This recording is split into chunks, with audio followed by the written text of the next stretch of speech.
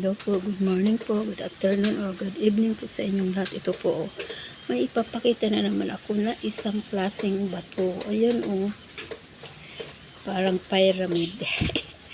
Style pyramid. Ayan dilaw-dilaw yan, didilaw-dilaw. Ayan, makasamahan ito noon sa mga bagong dating. Nadala ng aking bayaw, ng kapatid ko. Nung umuwi sila galing sa aming province, ayan, may dala silang mga bato, mga bago. Ayan, ayun, may basag, Eto, may basag. Diyan, may basag, Ito. Ayan po. Ganda, nagdidilaw-dilaw.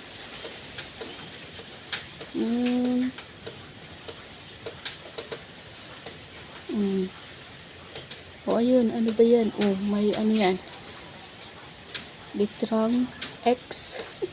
Uy, parang ano yan pag ganito, pag ganyan. X or number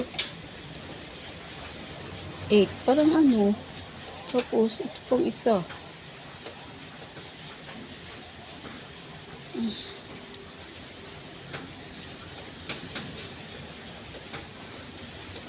Ang ganda. Di dilaw-dilaw. Galing sa bundok. Ayan, bigat ayan, ang forma, ayan, ang ganda,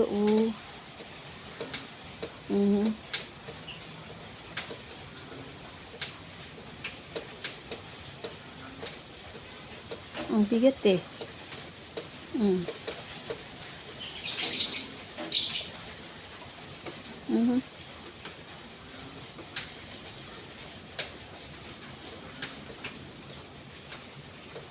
Ayan ang aking bagong koleksyon. My new collection, rare stone. Ayun, ganda, ay, ang bigat talaga. Didilaw-dilaw. Dito naman sa kabila. Yan. Buhay kaya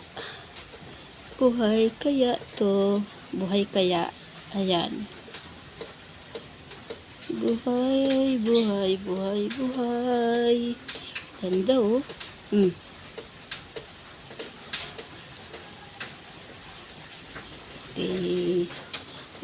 Buhay. Galing, galing. Ganda.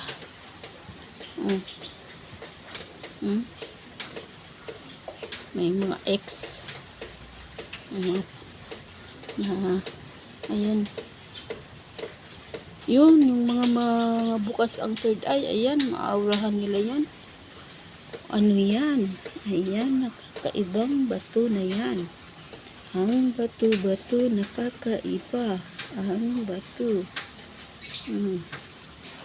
Ayan ang bato. Nakakaibang bato. Ayan. Yan, buhay yan. Yes. Ano yun? Bakit may ganun? Yan.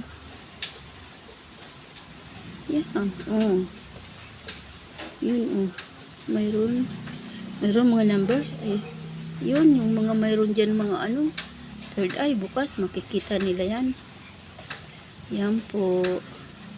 Ayan, yun, gusto niya umikot pa kanan. Gusto niya umikot pa kanan. Dito naman. Ayan, dito, may pulso dito, buhay rin. Gumagalaw. Lalo na pag makuha mo yung pulso nila kung saan. Gagalaw yan. Gagalaw. Kasi malagkit yung ano eh. Kaya napapatungan niya, malagkit yan. Pero gumagalaw. Ibig sabihin, buhay. Buhay ang bato na to. Yun po. Yan lang po. Yan, ganda-ganda. Ang ganda-ganda ng bato. Ang ganda-ganda. Ang ganda-ganda. Ang ganda-ganda.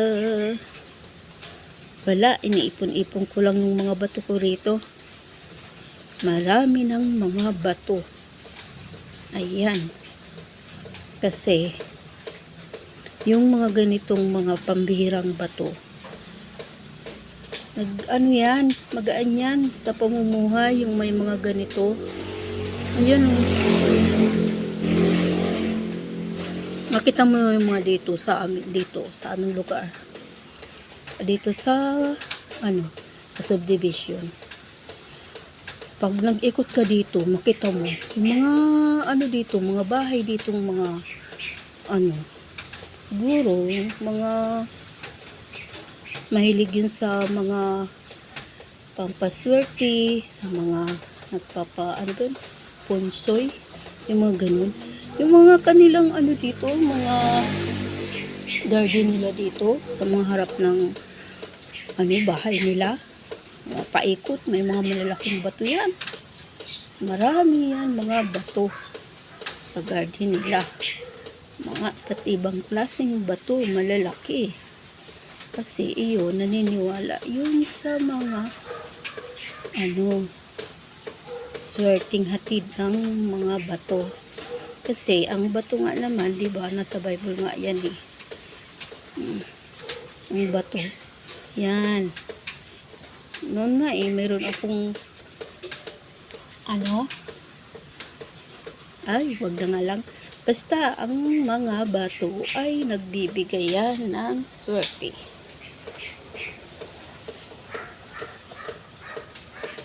Meron pa nga yung binabanggit doon sa Bible na sabi Jesus Christ noon, sabi, dito sa ibabaw ng bato na to, itatayo ko ang aking iglesia. Yun, sa Roma yun eh. Saan ba yun? Kasi noon eh, active pa ako noon eh. Church goer ako noon eh. Noon pa. Tagal ng panahon. Kaya lang, siyempre, nagkaroon ng maraming problema. Kaya ayan, natigil ako sa pag-church. Pero hindi naman napariwara ang buhay ko kasi nag-steady lang naman ako sa bahay. At yun nga, sa bahay na lang ako nagdadasal. Yun nga lang, hindi na ako nakapagpatuloy makinig sa mga preachers. Yun. Minsan, nagbabasa rin ako ng Bible. Ayun, kaya isa to sa mga bato na nasa Bible to. Kaya naniniwala ang mga tao dito sa bato na may hatid itong swerte. Yung mga prayer stone. Yan po. Yan po, yun lang. Yan, bye-bye. God bless po. God bless us all. See you on my next video. Thank you, thank you, thank you.